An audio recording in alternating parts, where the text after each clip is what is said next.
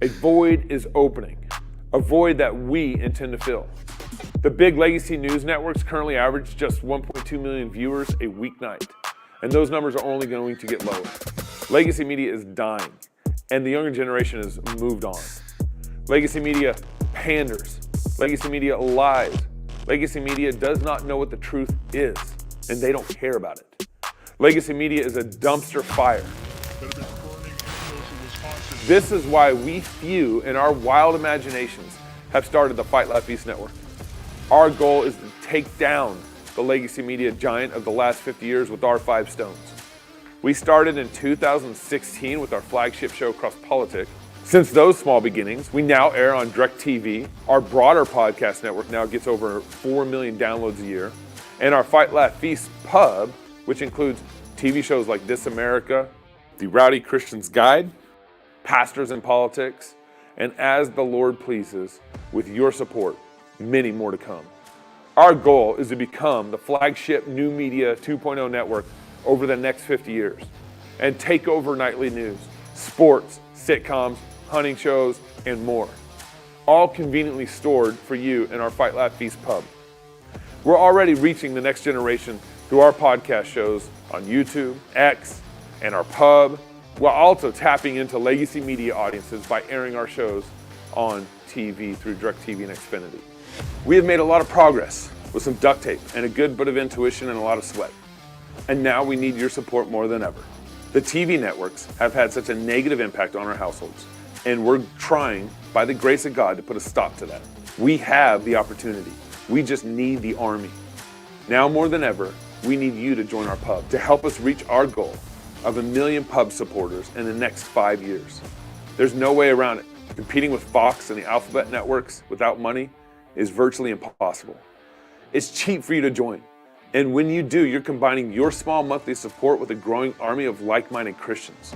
We have thousands, we need millions. So if you want more of the Alphabet network's misinformation and lies, don't join. But if you want to give us a mere 5 stones, then please join the pub, and together we will take a swing at the head of big media, all the while fighting, laughing, and feasting to the glory of God.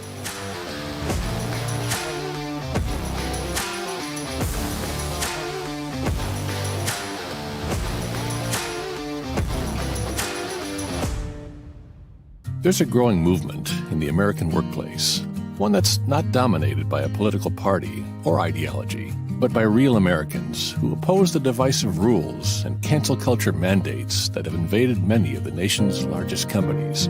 This is a movement of hometown America, people who want to build their careers, raise their families, and live their faith in the spirit and legacy of the American dream.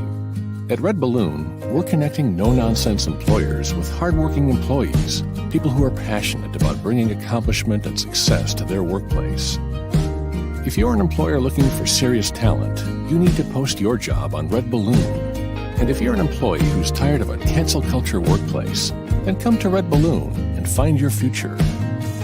Because you should be free to grow your career, and you shouldn't have to choose between your job and your values.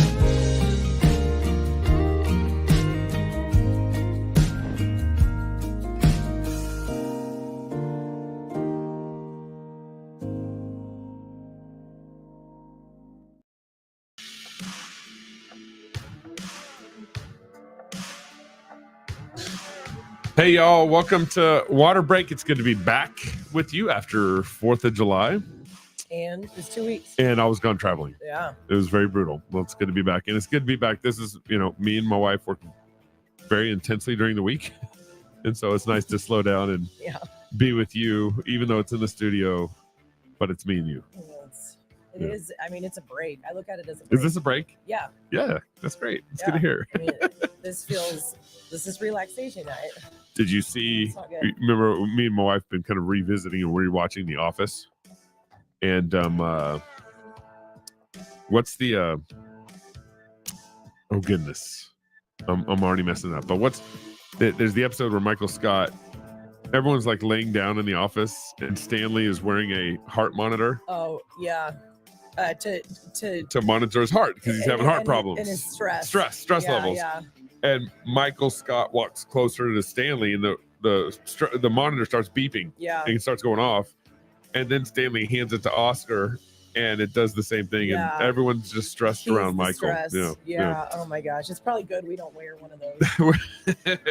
I think it'd be going off. Yeah, all the time. All the time. It's better to just ignore it. Yeah, so today's show, we wanted to kind of do an Ask Me Anything. We get a lot of questions via email from you guys, which we're very grateful for.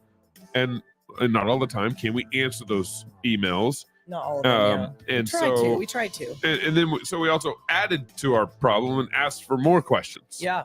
And of course, if you want to be in a conversation with us and ask us questions, you can go to and email us at wrenchmedia@gmail.com. That's wrenchmedia@gmail.com. That's a great place to ask us questions and interact with us.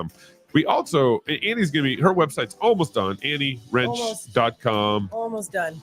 Almost done. There's gonna be some good information on her website for you coming up and everything. So, we're slowly getting Waterbreak into gear and everything that we're doing. We hope to have some fun interviews coming up on health and fitness, and we still would like to get Joel Green back on. Yeah, I'm ready for round two. On Waterbreak. We had a lot of fun with Joel there, and I'd love to get some other people coming up that'll be interesting interviews as always. So this is an Ask AMA. You brought me. I didn't know what AMA meant. Yeah, he'd never heard of AMA, which is hilarious. But I guess maybe I listen to more podcasts than you do.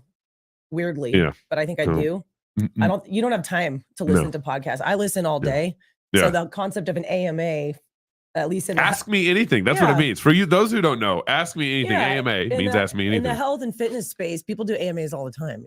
Just like, ask me anything. And people write in or call in or message in or whatever. Yeah. So we have some questions here that people emailed in, but we also, as Lindsay already put one in the comments below, you can also go into YouTube's the best place, either Cross Politic or our own Waterbreak channel. It's YouTube.com, I think, with the @ Gabe Wrench or something like that. I think Neil changed it because he wanted to do that. That's the best place for them to. Those are the best place to really ask questions. I can monitor the YouTube's the best live. Live. Great. And everything. So, or RenchMedia@gmail.com. So, well, actually, let's just start with. You want to start with Lindsay's question in the comments? It's a really good question, and it's one I get asked all the time. I mean, we're always talking about it. Do you want to read it? Yeah. So most postpartum fitness tips. Okay, this is she wants a lot of postpartum. It says more fitness. More. Oh, I've already messed it up. I was having a conference call today, and the lady's name on the Zoom was Tatiana. And I said, "Hey, Tanya," it was horrible. Listen, I totally butchered it. Gabe does that regardless if he's reading it or not. You are so bad with names. So this is from Lindsay. More postpartum fitness tips, please. I'm 8 weeks postpartum and about 30 pounds more than I'd like to be. I'm hearing people say it's too soon to worry about it, but I don't want to keep snowballing out of control. Oh man, Lindsay. Nice way to be honest. I mean, transparent, also, Lindsay. Good job. Way to be vulnerable. And way to make a baby, because that's a lot. Yeah. You deserve that is a lot of work. You deserve kudos. You deserve a lot of. I wish we had like gift cards we could hand out or something. Some sort of gift we could give to especially to women who have babies. It's just a lot, Okay, so 8 weeks. That's like 2 months. So first off, I'm going to say the people are right. It's not realistic at all, I think, to have all your baby weight off 2 months after you've had your baby. So, and I'm saying that like as a, it's great news. Like it just think of how long you gestate. Yeah. 9+ months, right? And your body is. I don't know. I thought it was 10 months actually. But yeah, it's not exactly. It's not exactly. Yeah, I know the weeks don't. Everyone says 9 months. 9 is months not true. Is just a guesstimation. Yeah. I mean, you gestate for a long time and you're building this baby and your body by nature has to put at least some weight on, and I don't know. I mean, some women gain a lot more than they need to, right? And some don't. So I don't know if that's your case, your situation or not. But it takes a long time, to put that weight on. You're not going to get it off in 1 or 2 months unless you are just one of those people that kind of lucked out. And when you're nursing, that baby just sucks the fat off your body. And we all know those girls. It's not everybody. So some things that I like to say to postpartum women. Number one, if you are nursing, which most women try to do, which is excellent. I don't know if you are. It's kind of women can be all over the map. Like I just referenced, some women actually nursing just pulls that weight right off, and they don't really have to do anything. It just time goes by, and your metabolic rate does go up when you're nursing, and you are actually more insulin sensitive post birth. So I do tell a lot of women that in terms of if there is a time, in the span of being pregnant and then the postpartum nursing time, if there's a time to eat more carbs, it is actually while you're nursing, because your body can handle carbs better and your metabolic rate is higher, and you're trying to, support another person besides yourself. So that's kind of awesome. But there's other women who find that when they're nursing, their body just, you might lose some amount of weight, and then you get to a point where you stall out and your body's just like, no. And they learn, especially if, they have a couple babies, they learn like, my body's not going to let go of that last 10 or 15 or whatever it is until I'm done nursing. And if that is truly the case for you, I think that's just one of the sacrifices we make. And I think that's perfectly okay, and we just need to have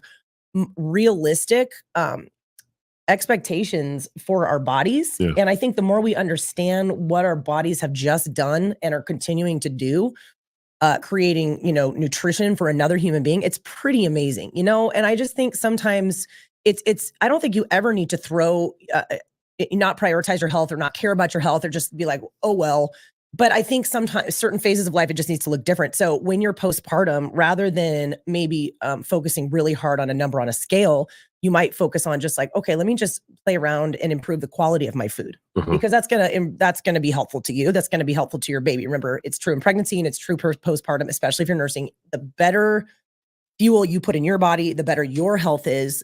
That translates to your baby. So that's like a double great reason to do that. So you might just focus on quality of food.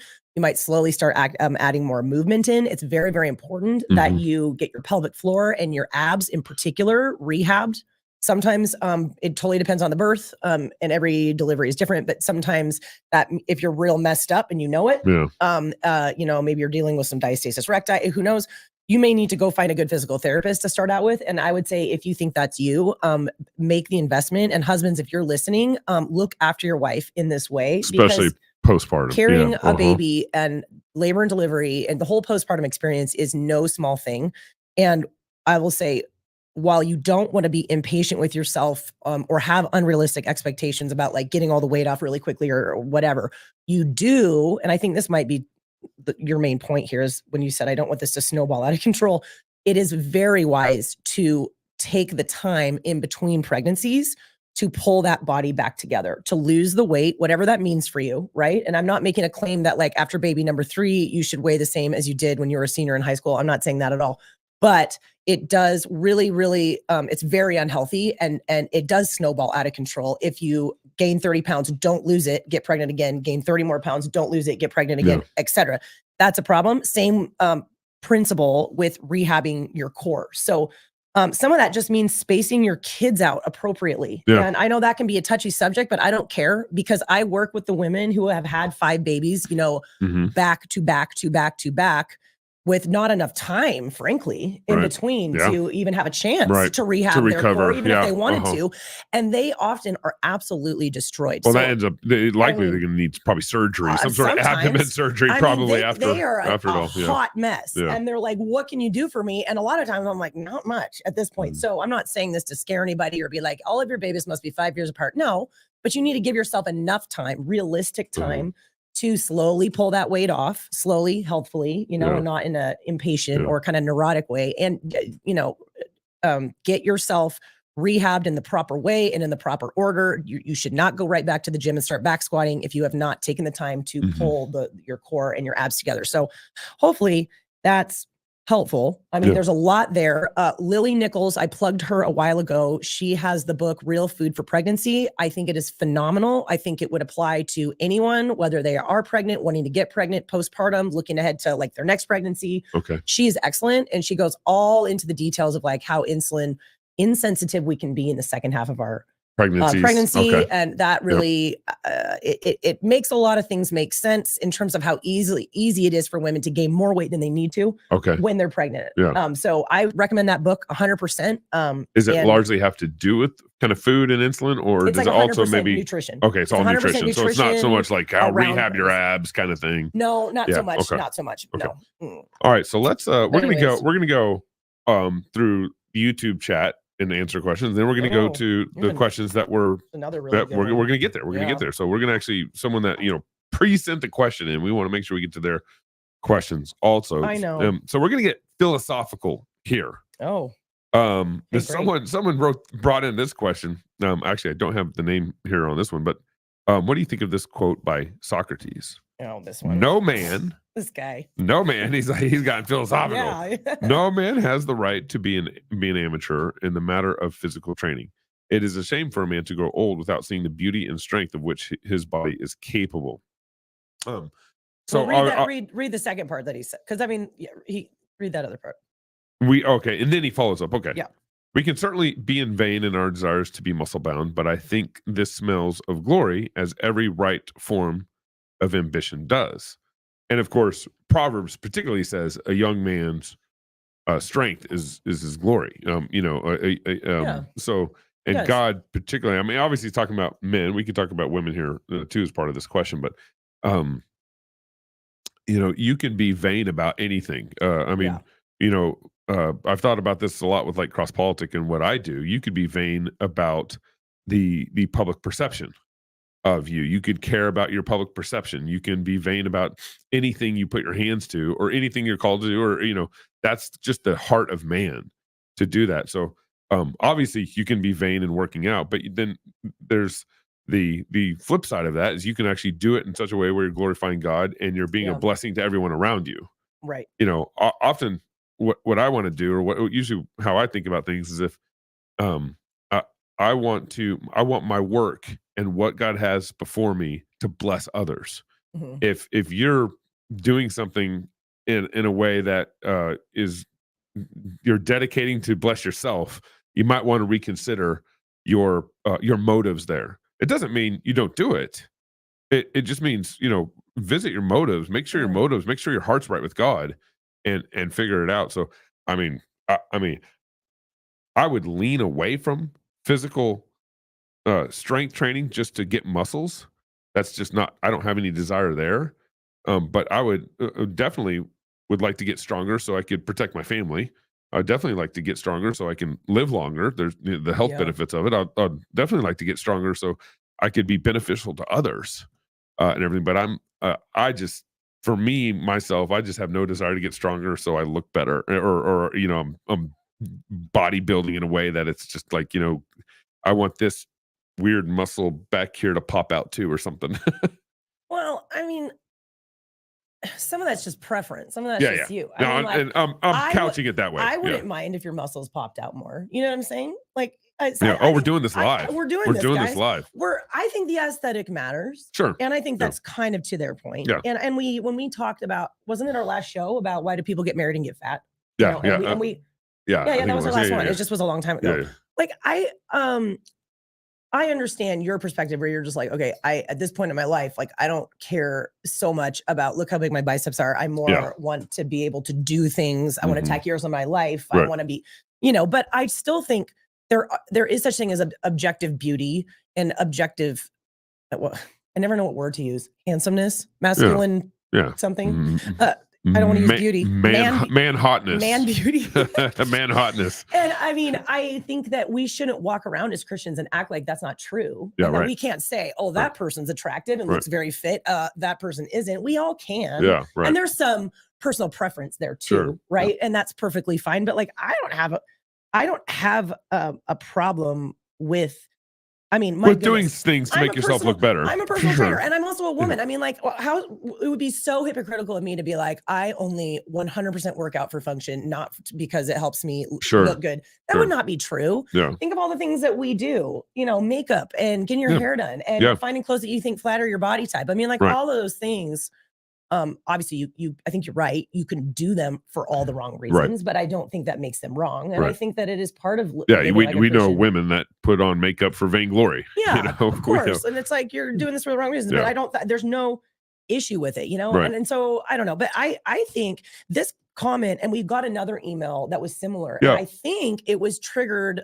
These were triggered by a comment or two that you made specifically about bodybuilding and how you were like, I can't imagine how you can bodybuild without just being vain. And I want to well, and I want to say, like, particularly for like the bodybuilding culture. Yeah, totally. Like, Totally. I'm not talking about some guy who's bodybuilding. Well, because it is just a style. Like, it's just a style of Mhm. lifting. And for a lot of people, that's all they know. That's what they've been taught is like, you just do your leg extensions, you do your bicep curls, and that's how you get stronger. And it does work. You know, it does work. And you do get a lot of benefits. You can grow muscle and you can look better and lose weight and make your blood work look better. Just to clarify, all my comments are coming from like the bodybuilding competition world, which you go to, and it's absolutely vain. You've complained about it to me for years. Yeah. I mean, like when you take it that far, I think that's insane. But like this guy, I mean, I'm just going to say, I have no issue strength training, lifting weights, whatever, in part so that it helps your body composition and you look better. And I totally get guys being like, I want to have muscle. I want to push my body. I want to be strong. I want to be I want to be all those things. And I think those are all really good things. And I think, I don't know, a lot of Christians miss that part. But I will also say, and this is just a little bit more of a nerdy point, and then we can move on. We're getting so many questions here. Yeah. I do think for the average Joe who just maybe wants to put some muscle on, burn some fat, look good, be functional, all the, you know, the normal goals that most people have. I still think that you would get way more out of lifting functionally than you would bodybuilding. So like, and you could get this very similar aesthetic results doing like cleans and jerks and like snatches and like pull-ups and push-ups, you know, things that are just more functional. They will translate more to life. Yeah, right. You will spend less time in the gym because almost all of those movements are compound, which means you're moving through more than one joint.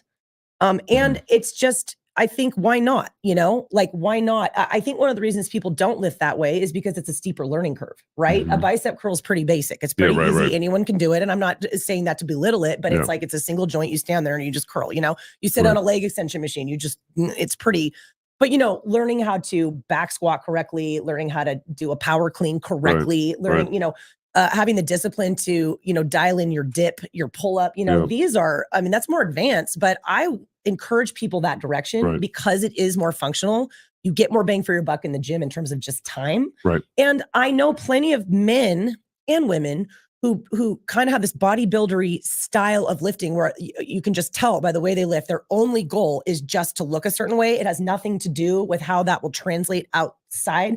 They can't go for a hike. They couldn't sprint. They couldn't pull themselves up and over anything. They are injured all the time. You know what I mean? So like, I think your thought process or your paradigm behind why you're lifting will affect the style that you choose to use. And I don't think that has to like disclude aesthetic. Right? Yeah. You know, so that's my plug for lifting truth, more beauty, and functionally. goodness. Lifting a little more functionally. Okay, so let's hop over to Anna Banana. Anna Banana over on our Cross Baltic YouTube channel. Anna to the banana. Hey, man, my name is Joanna, and I go by Annie, and I used to be called And Annie. your mom calls you Anna. She calls me Anna, and my friends used to call me Annie Banani. Annie Banani. That has since died, but this reminded me of that. And my nickname for you is Pooks. Pooks. Pookums. That's true. Pooks. Yep, Pooks. So Anna Banana says, your advice is awesome, so helpful. Could you elaborate a little bit on what happened with your thyroid, and are you a thyroid mess, or were you able to? This is kind of, there's kind of a long answer to this. Meds. And are you on thyroid meds, or were you able to put it into remission? Oh, I see. Yeah, I mean, we could do, guys. Yeah, your thyroid's a mess too. I mean, you can do a bunch of shows on this. It's on meds. Okay, so this is an AMA, so I'm going to keep it short so we can get to everybody else. We could probably do an entire episode on thyroid. Honestly, what I want is to get Dr. Amy Horniman to do a whole podcast with us, because she's one of my favorite doctors on the topic of thyroid and female hormones in general. Your wish is my command. Talk to her. I love her. She has a podcast called The Thyroid Fixer, and I really like her. Another really good podcast or guy to follow on thyroid, in my opinion, is Dr. Weston Childs. He also has a podcast.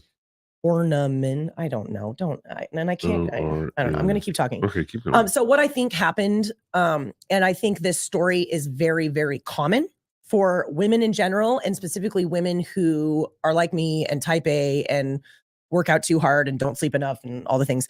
I think I spent several years eating too low carb, and in combination, running too competitively, and then also CrossFitting really hard. And I'm not saying any of those things, you know, in isolation are bad, but for me, I think it was too much stress for too long.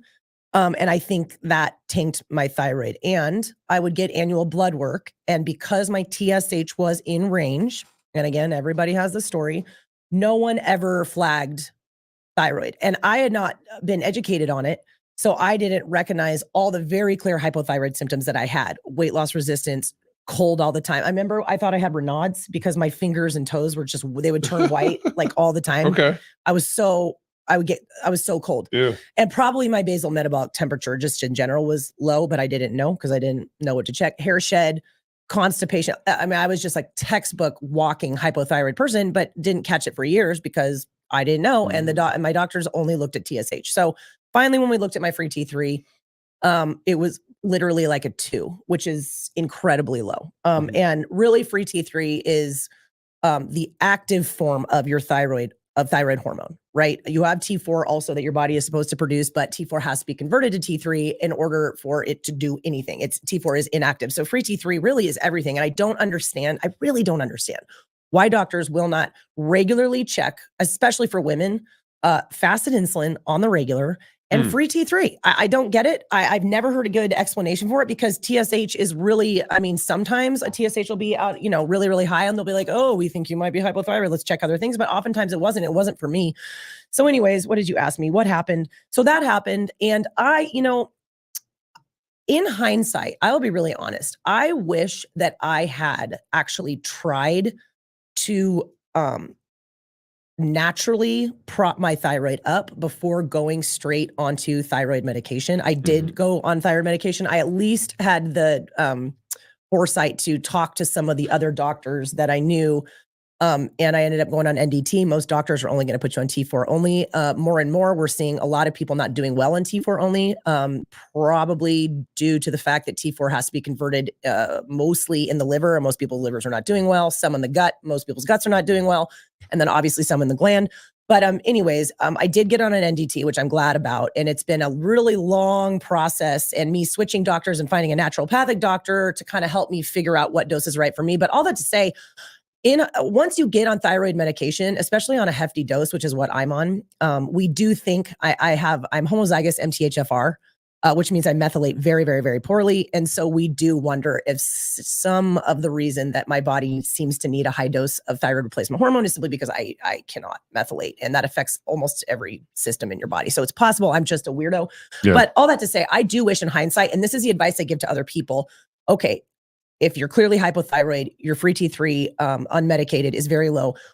A lot of times if you prop up adrenals, you eat more carbs, you de-stress your life, you maybe change your workout routine, you bring inflammation down, you can bring that up naturally. And that's ideal because again, once you start replacing that hormone, it's very, very hard to get off. Yeah. Some people can do it, especially if they're only ever on a very low dose, but it's really hard to get off. For me, my quality of life is so much higher now. I really, it's worth it to me, but I do wish that back in the day, I had at least tried some of those other things, but honestly, I wasn't educated enough to know.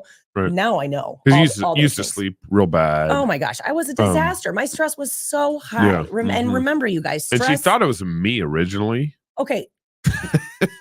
Being married to Gabe Wrench is all by itself. We are a busy family. To tank someone's thyroid. I just want to be very clear. It is not just how busy we are. It is everything that you are. Okay? Just staying married to him. Yeah. Let the record show is enough to tank someone's thyroid. Yeah. All right? It is. And I will also say, ladies, and I say ladies because way more often, hypothyroidism, Hashimoto's, what have you, it just is a lady thing. Mm-hmm. Way more so than dudes. The guys. Yeah. And I'd have never heard anybody give a really good explanation, but part of my guess is that we handle stress not as well. And you almost always see adrenals and thyroid coming hand in hand. Okay. So it's a really big deal. And sometimes if you can prop up your adrenals, maybe taking some, the right micronutrients, you can prop up your thyroid. So anyways, hope that's helpful. Annie Banani. That's great. So you referenced the one doctor. In fact, I just sent it to Lily to help schedule her on Waterbreak. Anyways, we could get her. Dr. Horneman. I love her. The Dr. thyroid fixer. Amy, AMIE Horniman, Hornama. Yeah, she spells her name Amie. She spells her name. Yeah, Dr. Amy. I use a lot of her supplements too. Okay. She has a great. So check her out if she you has, want to some kind of great dig into it. She does a podcast too, Yeah, right? she does, and you can, and she has. She's really helpful on the thyroid side of things. Episodes, Yeah. So if you're interested in more, I just really, But like. an easy place to start is if you sensing it or feeling like, okay, there's something deeper going wrong here. You can test your thyroid. You can objectively test it to see if it's producing what you need to produce or not. So yeah, I mean, that's the easy place to start. It is. Yeah, it is. So we're going to go back to our paper questions. I know we're getting so many. I like this one. Is 10 donuts a day too much? Thank you. I don't know. Thank you, Johnny. What do you think? No, I don't, Johnny. I think more. Yes, and with bacon on it. Yeah, I mean. So, question from our emails. My wife and I are Christians. So this is spiritual health. This is a spiritual health question. Do you think they know that my wife and I are Christians? That we do a show on health and fitness, or do you think they just wanted to ask this anyways? I don't know. Okay, we're gonna. It came into the RenchMedia at Gmail. It's interesting. My wife and I are Christians of different Protestant denominations. We both trust Christ, but differ on eschatology, baptism, soteriology, and liturgy, etc. There's more there. Early on, I wasn't realistic with how important being the same mind is, and we've tried finding one church to agree on, going to 2 different services each Sunday, alternating churches. So they can't find one church that they agree on, so they alternate churches and services. As you can imagine, that's not ideal. As the head of the house, I probably should have provided clear direction on this, but I also can't change my wife's doctrinal conscience. We also have our first child on the way, which makes coming to agreement more important, because you're having a baby now. It's like, are you going to baptize that baby or not? Any thoughts from outsiders looking in? And I would just say on the front side of this, my goodness, that you grow in marriage and you grow in your leadership in marriage, and I made all sorts of mistakes as a husband early on in our marriage, and so acknowledge that, confess that before God, and move on from it. And then I would say, connected to how you lead your wife in this, you don't want to force your wife doctrinal standards on your wife. You don't want to force the gospel on your wife. You want it to be a gracious conversation with you guys, and you want to be able to. This is one of those conversations. These theological conversations. You want to be able to talk about the Bible and not fight about it, right? Because the Bible becomes like a source of fighting, when it should be a source of agreement and unity. Even if you disagree, I'm not talking about like full agreement. I'm just talking about you don't want to fight over the scripture in a way that it's causing bitterness in your marriage. You want the Bible to deliver you from bitterness in marriage. You want the Bible to be a source that you guys can go to for comfort in your marriage. So make sure your attitudes are all right on that. But you also want to be able to talk about scriptures, theological disagreements in a way that blesses you both. You both are being edified. Iron sharpens iron. So that's kind of I'd say the background to this whole conversation is make sure that the way you guys talk about scriptures is edifying to you guys and not become a source of bitterness. As far as her signing off to all your doctrinal views, it's a blessing to be totally unified in all doctrine of marriage, and that's the goal you guys both want to strive and work towards. And at the same time, you major in certain areas in scriptures. You want to major in the majors and minor in the minors in terms of where you agree and where you disagree. I assume that you both agree that headship and submission's one of the top priorities in your marriage, that you aren't egalitarian in your marriage, and that you both kind of sign off to that. And if that's the case, then I would encourage your wife to submit well, and even if you're you don't submit if your husband's telling you to disobey a 10 commandment or go rob a store, or you obey God over man all day. But if your husband wants you to go to this Reformed Baptist church, or I don't even know what the disagreement is. I don't even know. I assume he's the Paedo communion guy or the Paedo Baptist guy. You always say that, and I don't think that's true. I think a lot of times the wife is there a lot sooner than the husband is. Yeah, because That's fair. wives sent and it will be that I see that even more when the children are born and the communion plate goes by and the kid reaches for it and dad's like, no. Yeah. And the FYI, wife gives don't him, do that. Yeah. And the wife, I think because she's like, what? We aren't going to give him that food? I think women, we have our your nurturing side. And we have our issues that can come with that too. But I think we have that instinct to be like, this is our child. Why are we not feeding them at this table? So we don't know. It doesn't say who's who, but I don't. But the point is, if I think that I think a lot of times women get there for pedo communion and pedo baptism faster than the dude. Fair enough, because guys can be hard headed. But the point is, if your husband is not requiring you to like disobey a 10 commandment, then go along joyfully with his leadership and where he wants you guys to go to church. So that's I would drop the 2 church thing. That's difficult. You can't build community. It's challenging. And I would follow your husband to now I wouldn't follow. Now here's where this will probably cause a lot of disagreement. I would not follow your husband into Eastern Orthodoxy, and I would not follow your husband into Roman Catholic Church. He'd be bringing you into idolatrous worship. You can throw down over that, but it says you can throw down. Lady, but that's a 10 commandment issue. It says different Protestant denominations. So but I just want to illustrate where I would throw down because that's a 10 commandment issue versus like, hey, if it's Presbyterian or Baptist, it's like chocolate or vanilla. I think you should submit or just follow. Follow him. I think that actually can be really potent and impactful when wives and like have it be your idea. Just be like, you know what? Even if I don't agree, I really appreciate you trying to lead our family and do what you believe God says. And so I'm happy to follow you. I think that can be really and then I would just pretty effective, pretty good. Agree that maybe like once a month you guys pick up another issue to go back and forth on, or maybe like once a week, whatever that rhythm is. Find time to really work through these issues together. Like keep talking about it. Keep talking about it. Read books about it. Give each other books about it. Give each other podcasts about it. Make it be a fun iron sharpen iron thing in your marriage. Me and Annie did that a lot early on in our marriage, first 10 years of marriage. We're pretty like-minded. We were pretty like-minded theologically when we got into marriage. On the big stuff. Disagree a lot on the smaller things for sure. Yeah. And so but that was one of the ways we read books and we heard each other's podcasts and stuff like that. So make it a fun process. It's one of those processes where, hey, we get to encourage each other to learn more about God.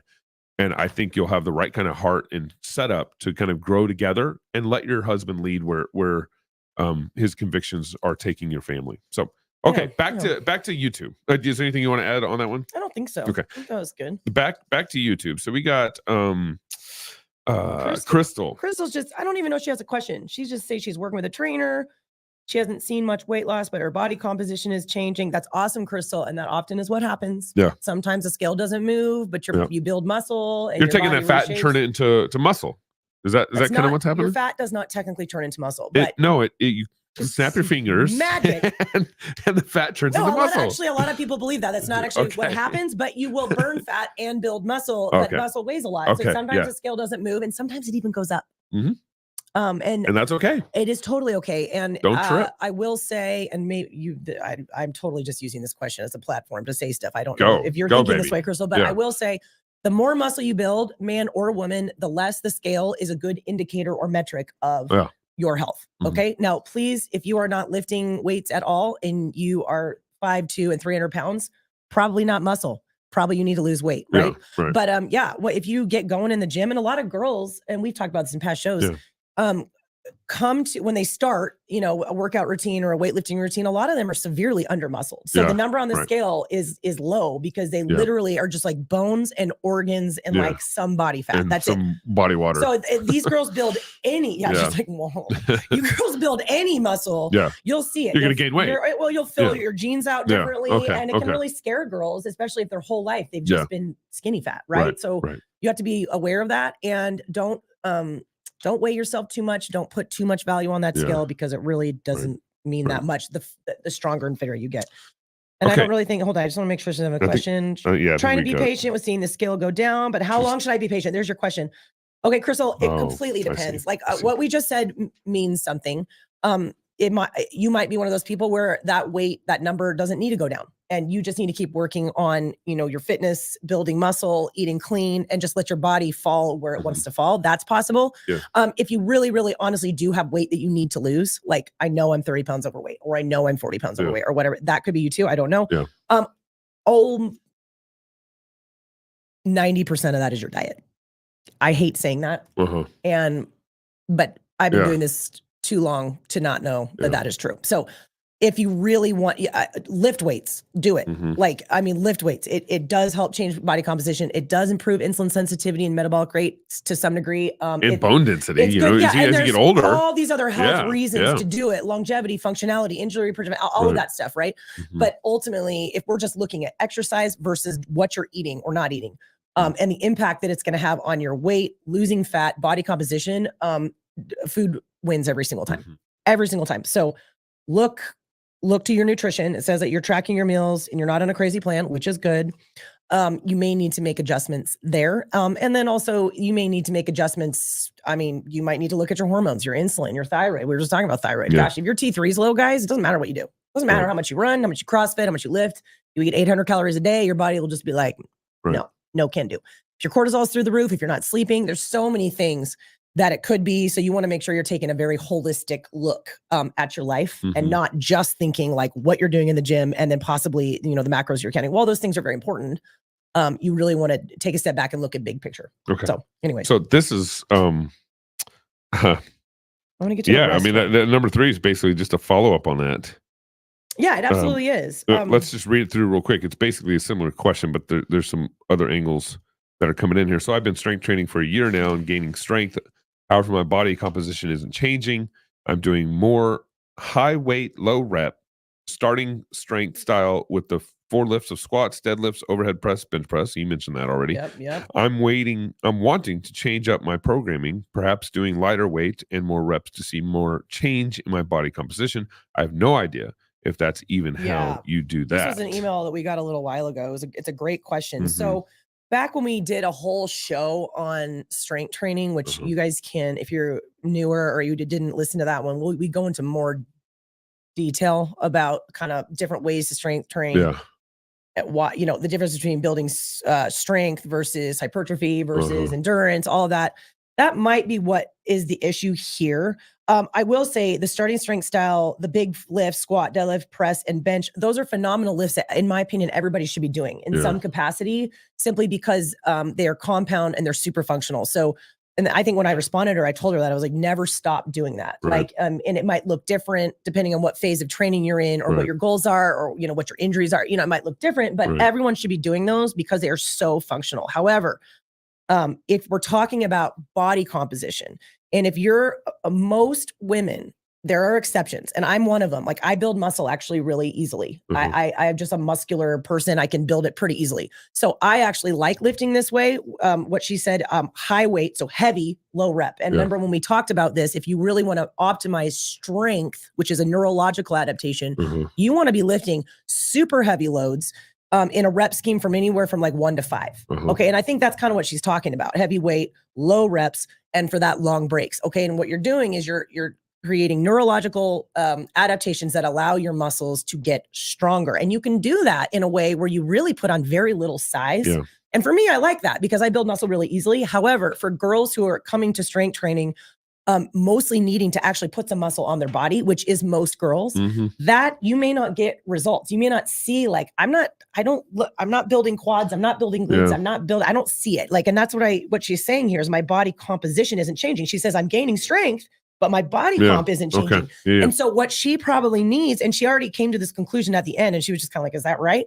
Is you actually need your reps to come up. And people are so confused about this. Girls for life are like, I just need to do high rep, lighter weight so that I don't get big. And it's like, have you seen those girls who compete at elite level CrossFit? Have you seen them? What are they doing? Max effort loads, really high rep. Yeah. That's how you get jacked. Okay. And bodybuilders know this. They understand what it takes to get that burn in their muscles that you need. And you can rep out, you can be anywhere from 8 10, all the way to 30 reps, as long as it's a max effort within that rep scheme, right? It can't like you be, gave it all you got and you barely got that last one. That was the up. last rep I could do. And that could be for 30, which absolutely sucks. Don't do it. Or it could be for 10, but we need that higher rep. And that acid production and all those things in order to actually create hypertrophy, which is making your muscle cells bigger. And for most girls, when they hear that, they're like, but really, most women need hypertrophy. They actually do need to lift to some degree like a bodybuilder in order to see any kind of body comp. And it's a good reminder that it's really, really hard for women to get muscular. Super hard. So it's like when you talk about lifting heavy weight. Like, I mean, they need to do it. And heavy is a relative term. Be scared. Don't be, like you aren't going to turn into a man. No, it's so hard. And you have to be a genetic, just absolute weirdo, or you need to be taking something, which a lot of them do. You need to take testosterone because we don't make enough. So I don't know if that answered that question. Hopefully it did. Okay, so here's question number 4, or on our sheet here. I know it's a broad question, but would love your thoughts on it and your own experience. Like on vacation, do you just take a whole week off of exercise? I 100% do. Oh, this is Chantel, my friend Chantel's question. It's a great question. And on Sundays, are you resting, or would you do a family hike? And the timing of your workout, rest. If you lift heavy one day, should you not work out the next, or would you just walk a few miles? A few miles, yeah. Okay, so this is generally a question about rest, like theology of rest, and then Sabbath rest, and then also like the concept of rest within workouts, a week of workouts, kind of all of it. So big picture, I just think that God knows best, and the concept of the Sabbath is so central in God's word, like That's really from start to finish, right? And I think that the very prideful American mindset of like just go, no time, no, I'll sleep when I'm dead. Right. Not only is wrong from a biblical standpoint, but physiologically, our bodies do not handle it well. Women in particular, because I mean, it'll wreck men too. But usually it takes a little longer. But it'll come for us all. And I mean, we're supposed to rest once a week. Right. Yep. And I think that's true in terms of, yes, let's go to church, let's worship God. But it's also true, I think, because God knows that he designed our bodies, and our bodies need rest. We need to work hard during the week, not be lazy, not be slothful, and exercise can be a part of that. Obviously, we think that's a good thing. And then you need to rest. But I do think what rest looks like for you is very individual. Right? Because just use us for an example. We used to on Sundays, I mean, religiously, when our kids were little, maybe waking up at night. In other words, our sleep during the week wasn't great. And we just had poor sleep hygiene. We were staying up really late at night. We religiously took like a 3-hour nap every Sunday. On Sunday and that's church. That's the rest that we needed. Like our body, like we would like look forward to it. People would be like, can you come over? We'd be like, nope. We got a nap. We had plans. And the plan was to literally sleep for 3 hours. I forgot about that. I mean, that's what we used to do because we were so tired. And so for that scenario, probably, I mean, going for a hike probably would not have been a good idea. And also it sounded terrible. Didn't sound fun. You hate hiking no matter what. I love hiking. But like for me then, I would have been like, I would rather die than go for a hike. I'm so tired. I can't even keep my eyes open. I need my 3-hour nap, So like that was the phase of life we were in. Now, I would totally on a Sunday go for a hike outside. Like that to me it's enjoyable for you. He doesn't like hiking, so some of it's preference, but I think you could totally categorize playing tennis with your friend or going on a bike ride with your kids. Or I do think that if you're like, I like to do 3 CrossFit wads on Sunday, I don't think that you can objectively call that rest myself. You might enjoy it. It might be a stress reliever for you, but I don't think that I think you'd have to, that's just not physical rest. But I think something that's lower intensity, enjoyable in nature, with your family, with friends, I think you could totally categorize that as rest if your body is up for it, if you're well slept and your particular context allows that to be restful. The Westminster Confession, basically, the Sabbath was made for man. God clearly said that, and so in the acts and what you're allowed to do. This is the wrong words, but is to worship, rest, and acts of mercy. Yeah. So those are basically the three ideas to do on Sunday. But and I think basically you want to look at it in a way. I think one of the Pastor Doug uses this as a principle for this discussion, where basically you do something on Sunday that you normally wouldn't do throughout the week. Right. So like try not to. If you're working, yeah, if your job is to, if you're working as a chef during the week, well, take Sunday off. Don't cook. Or have the husband cook on Sunday. Whatever. It's like, whatever you're doing during the week, take it off on Sunday. That's a good point, because work versus rest is relative to what your normal work is. You know what I mean? Because for I never bake or have time to bake. So sometimes on Sunday, baking something might actually be fun. So that's it. Okay. No, I just want to get to, I know we're trying to get to all of them, but she also asked, she said, okay, broad question. She said, oh, I love this. Like on vacation, do you just take a whole week off? Okay. I think that question is a really good question. And anybody who is an avid exerciser understands the tension there of like, should I take the week off? Am I going to become a monster? Is it worth it? Like what should I do? Especially when you add on the fact that sometimes the kind of vacation you're taking is not conducive to you having your regular exercise routine. So I would say, I don't think there's anything wrong with exercising on vacation per se, as long as you're not being selfish and obsessive and like literally skipping going to wherever with your family because you got to go get your workout in. Like as long as you're not doing that, I don't think there's necessarily anything wrong. But I will say that over the years and I of exercising forever, I have started more and more looking at vacations or a long weekend away or whatever as an opportunity to just rest, because I actually think mentally, physiologically, physically, it's actually really, really good for us to sometimes not work out. Like it really is.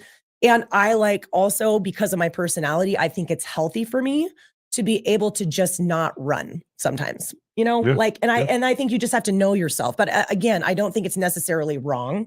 And I mean, there's been vacations where I've been with my sister Rosalind, who also really likes to weight train, and we go do a workout together because that's really fun and special. And I don't usually get to do that. So I think it totally depends. I don't think it's wrong or right, but you do need to understand your frame, the state of your body, hold it loosely, and in no way communicate that your workouts are more important than your spouse, your children, etc.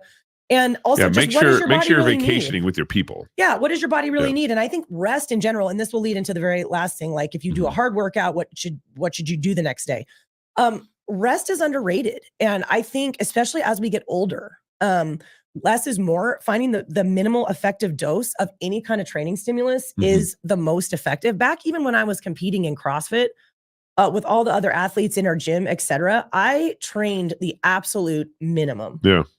And was the fastest. And I'm not saying that to be like, oh, I'm just saying that I think the temptation often is to overtrain and do too much. And I think that generally speaking, with cardiovascular training, really intense weightlifting sessions, whatever it is, really getting after it when you do it and then allowing for your body to rest is ideal. And that doesn't mean it can't be active recovery. That's what we call it, like you said. Or do you just go for walk a few miles, do some Pilates, work on your core, or every once in a while take a day off, and you, I think, actually will be stronger and faster if you do that. So, anyways. So we missed Cassandra's question because it got buried in the comments. And so when a reverse diet. Sorry, question. Cassandra, we're back at you. When reverse dieting, when can you expect to start seeing metabolic rate improvement? Oh, Cassandra, if you are reversing, my heart is with you. It's so hard. Oh my gosh. Okay. I am really bad at keeping my answers short. I am just, I'm not good at it. Metabolic rate improvement. So this, a reverse is very tough. Kudos to you if you were doing one. Maybe back up real quick. Why would someone reverse diet? Okay, so a reverse diet is simply when you find yourself for whatever reason, maybe you did a bodybuilding show, maybe you've just been dieting your whole life. That's most women, right? And you find yourself in a position where you're literally eating anywhere from 800 to calories. I would even say someone who's at 1,400 for even a small woman. That's still very low. They don't realize it because that's all they know. That's what they're used to. But that is a very low intake. And when they find themselves there, oftentimes they find themselves there and weight loss resistant. And they're like, I don't understand. I'm barely eating anything. And that's because you've depressed your metabolism due to underfeeding yourself for an extended amount of time. that's when a reverse diet is often the only way out. Yeah. Or else you just have to eat less and less and less and less, or take Wegovy or something. So what you do to reverse diet is gradually titrate. And again, it's very painful. Like you have to track, you have to be meticulous, and it's counterintuitive because you want to lose weight, but you're making yourself eat more. Right. It's very, very mentally challenging, but you're meticulously adding 50 to 100 calories, depending on who it is, roughly per week, until you build that intake back up. And most women I encourage to go as high as 2000, which honestly, probably our metabolic rate should even be higher than that. But getting a woman to 2000 is like super hard. Right. Super hard. So, okay. All that to say, that's what a reverse is. Okay. And she says, when do you expect to start seeing a metabolic rate improvement? Now this is what I say to women about the reverse. Don't look at a reverse diet as a mechanism to lose weight, because that's not necessarily what it is. Every once in a while, women do lose weight while they do it, because their body is like, oh, we're not starving anymore. And they just, all their stress hormones come down, and it probably wakes their thyroid back up, and they actually lose weight while they're eating more, which I have seen it. And it's happened. It's pretty to some of your clients. Yeah. But that's, it's not a guarantee. That's not always how it goes. And it's more of a process that will get your body to a place where you can then lose weight. Yeah. Okay. So technically, as you feed yourself more, barring something really weird going on in your body, your metabolic rate is increasing. Right. And that can be, you can see that. And I was just talking to a client today about this, where she's reversed from a pretty low intake all the way up to 1800. And she's doing what all the girls do at this point, where they're like, I want to be done. Yeah. What are we doing again? Why are we doing this? It's the same. Everybody's the same. And you have to talk them off the ledge, because it is very, very hard. But she is still, so she's eating about 500 calories a day more than she was when we started, and she is 3 pounds less. Yeah. So that is right there proof that her metabolic rate has increased, but you're not going to really be able to pull the levers for weight loss really until you get to 2000 or wherever it is you're going for your reverse. Then you can actually start playing around with things, because your metabolic rate has increased. So it's different for everybody, for a billion different reasons. If you're dealing with thyroid, if you're dealing with adrenals, which a lot of women are, because if you need a reverse, that means you were under eating, usually for a long time. There could be other players. So really, if you work with someone who knows what they're doing, that's what I tell you, and be very patient with yourself, and note that until you've got yourself reversed up pretty dang high, around 2000 for most women is what I recommend, sometimes more. That's when the magic usually starts happening. And you got to put that time in, you got to put that time in. Anna adds the comment here. We talked about this, I think, last show, actually. Anna says, fun fact about calories: when they first rolled out calorie counting in the early 20th century, the average person was eating about 3,000 calories a day. Yeah. If you guys ever and they were still not very fat. No, they were eating so much. I mean, is that so much? It's only so much to us. That's what it. There's a really famous study that was done called the Minnesota starvation diet. And if any of you guys are nerds and you're interested in Minnesota starvation diet, like if you're interested in metabolism and why are we all so fat when we're not eating very much, and what everybody back then, it was like World War II time. And it was actually a study that they were doing to see, what happened when people were underfed or, in starvation. They were fed, they were just not fed very much. And then how fast what do we got to do to put weight back on? So they're all very interested in that. And the starvation diet back then was 1,500 calories, which is literally what most women are eating or less.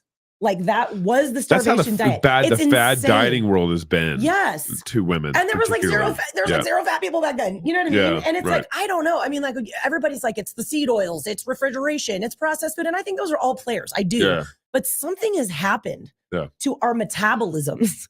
And I don't know. Do you want to blame Jane Fonda? Because that's usually who I blame. I mean, it's just the diet culture, man. It's killed us. But I didn't even see that comment, but that's true, what she said. That's good. Yeah. Okay. Really so good. last question. We might be able to squeeze one more in the comments and on the YouTube chats. But the last question likely here is Aaron. Is that my brother? I don't know. I'm looking at the notes. Oh, no, it's not your brother. It's not your brother. Oh, no, save this one, babe. This is a whole show. It's a whole show. Open that can of worms now. We're gonna tease you guys. We got to Chantel's, which is really good. She said, "Is it normal to KB? Is it normal to feel nauseous at the other meals because you were used to OMAD for so long?"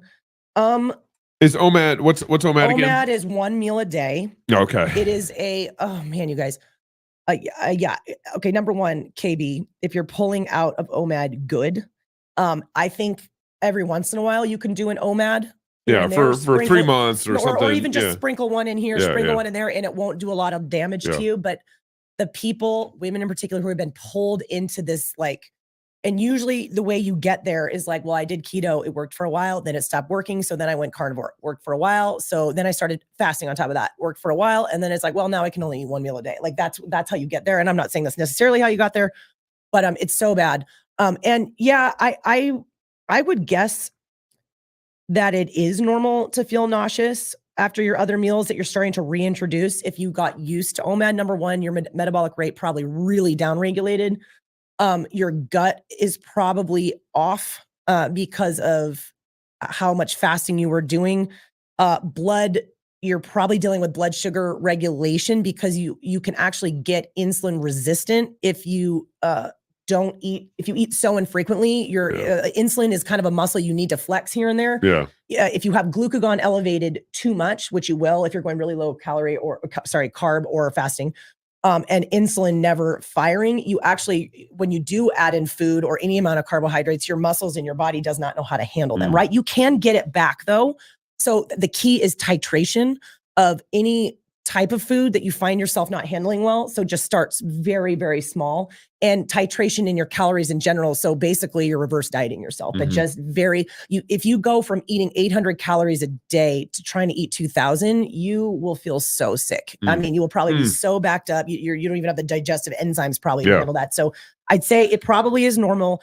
Titration is key. Put the work in, and good for you for getting out of OMAD, because that will absolutely destroy you in the long term if you're doing too much of it. All right. RenchMedia. Don't put a W in there. It's just Wrench. RENCH. RenchMedia@gmail.com. If you guys want to ask us questions, occasionally we'll do these Ask Me Anything shows. And then occasionally we even bring up one question on a show. We can't do it every week, but depending on the situation. So make sure you guys share the show. Share this with your friends. You can also download our app, Fight Laugh Feast app, where you can also get our content, our Waterbreak content, our past shows, and all that stuff.